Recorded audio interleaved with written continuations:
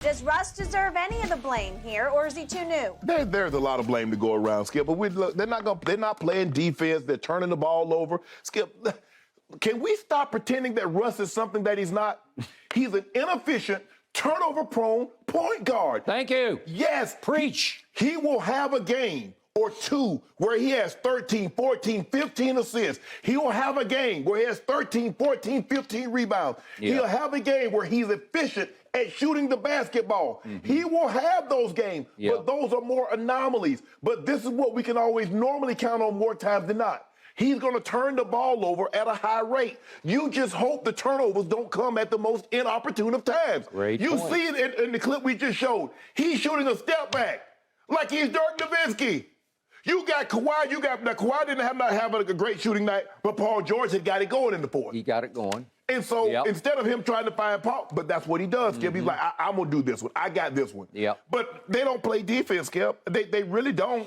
And so, no, I can't put all this on Russ. They turned the ball over, 24 turnovers. They was competing with, at least y'all didn't have LeBron, so okay, y'all didn't have your primary ball handler. You got careless with the ball, 26 turnovers. You had your primary ball handlers. You had 24 turnovers, Skip. And there was enough to go down. Yeah, Russ had 4. Paul George had 3. Kawhi had 3. Nicholas Batum had 4. And then Nick Batum really should have 3 because he passes the ball to Norman Powell. Norman Powell is yelling at the official and the ball go right by his head. And Batum was not happy. He's like, what are you not happy? He's like, bro, what you doing? No, not happy. He had lost his little things like that, Skip. Missing defensive assignments. No, I'm not going to put all this on Russ, but Skip, all of a sudden, like, well, Russ going to be he was playing with the wrong Los Angeles team. He's Russell Westbrook. He is what he is. Or isn't. Oh, and you keep trying to make him something that he's not. He's an I don't know who you is. I don't, but maybe Twitter does or somebody. Well, sometimes I think you're overly critical of Russ. But he's an inefficient, turnover-prone point guard. That's what he is. Kind of an oxymoron. Inefficient, turnover-prone point guard. Well, that's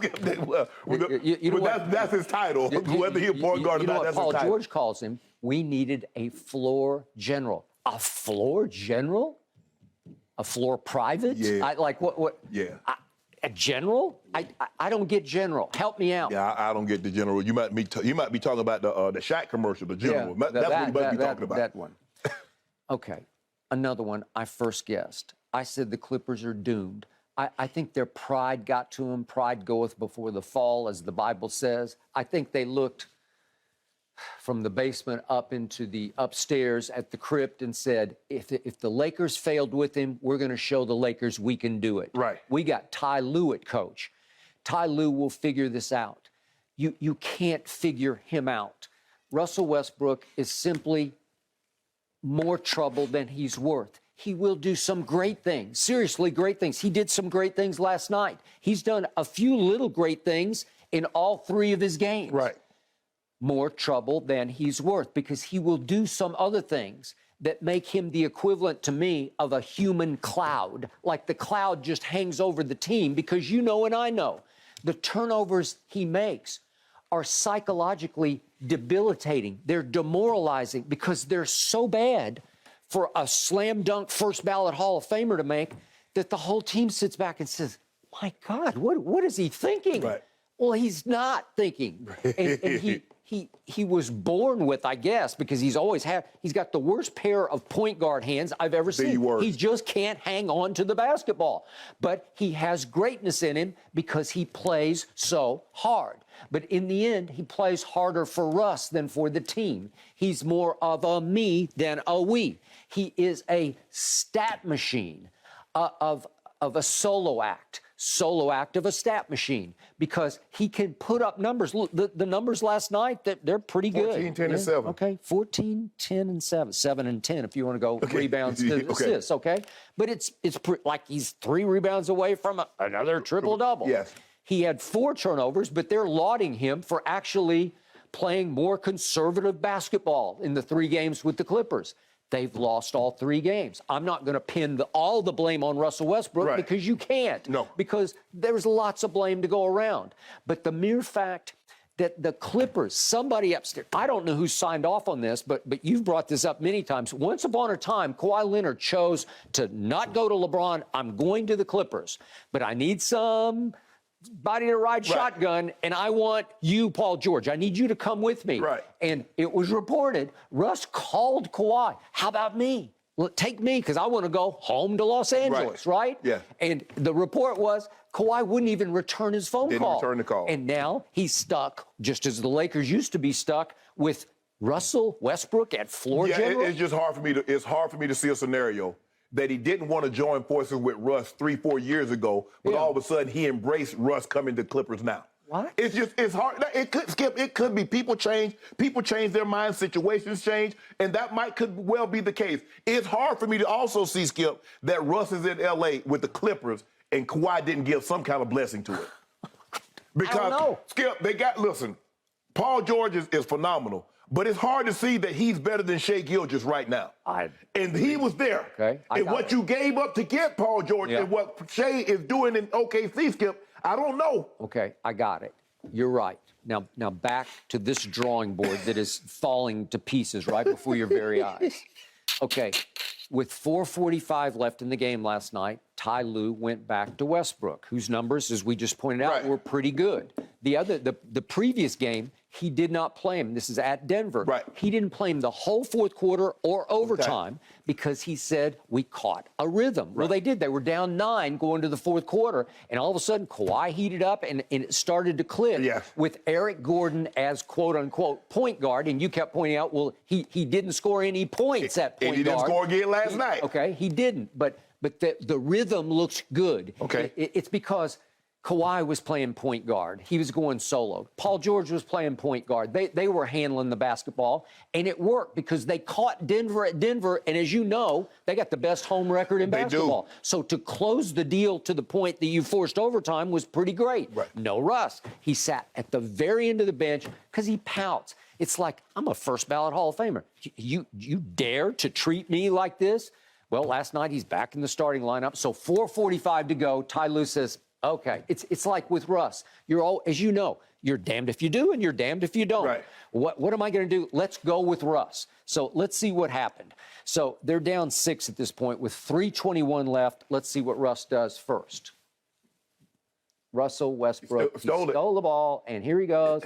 Calm down, hang on. Whoops. I lost the basketball and it went out of bounds. Okay, how many of those did you see for the Lakers? 1,000. Okay? 1,000 of them. Because it's like, oh, God. And you just know the Clippers are all saying, what are you doing? Yeah. You know, how we go from a layup to a turnover? I don't know. Okay, so now, a few seconds pass. Now it's 2:38 left. And you're really in trouble because you're down 9 at this point. And here goes Russ on the attack again. And it's either going to be great or really bad. Great or bad. I'm on edge of seat every time he's ready to attack. So it looks like it's going to be some Kawhi, but then it goes back to Russ. And here he goes, well, I'll do it. If you don't want to do it, I'll do it. I lost the ball, and then I threw it sideways. And Zoo wasn't ready for it. Big Zoo, he wasn't ready, and the ball goes right through his hands. How many times have we seen that? It's out of control. Yes. It's just chaotic. Right. Like, there's no flow to it. There's no rhythm because everybody's kind of on edge. Like, what are you doing? Because I see him getting off balance, Skip. Do I start back to prevent the fast break? Yeah. Do I go? Or what's happening? Right. Are you going to lose your handle again? Yeah. I don't know. Okay, so now we go to the 112 mark. And really, this is to cut it to 3, so you still got a chance. And let's see what Russ does at this point. Is this the step back? Shot. Yep, this is your shot. And he says, well, I got this. I'll take you into the lane, and I'll fall back on Mike Conley. It almost airballed to the left. Yes. It almost airballed to the left. This is on Conley, and he can do his, too small if he wants to. But he shoots it sideways, and it just ticks off the left side of the rim.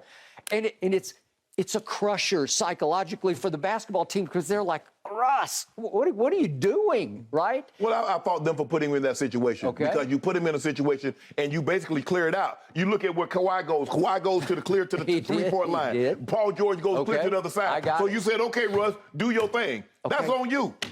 He's hard to flow with because he's unpredictable, because it's bull in China shop. You know how it is. It's that hell-bent mentality of, okay, just, if I get the ball in my hands, I'm going to go. I'm going to go. I'm going to attack. Right.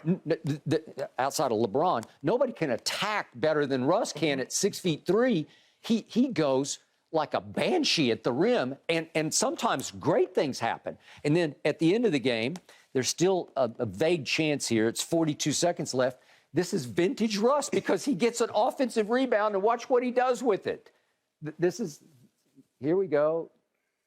It's under, Zoo gets blocked, and guess who comes away with the ball? Russ doesn't. He drills right to the three-point line, says, I got this, and he swishes it. He is ranked one from the bottom in three-point shooting. He's barely over 30%.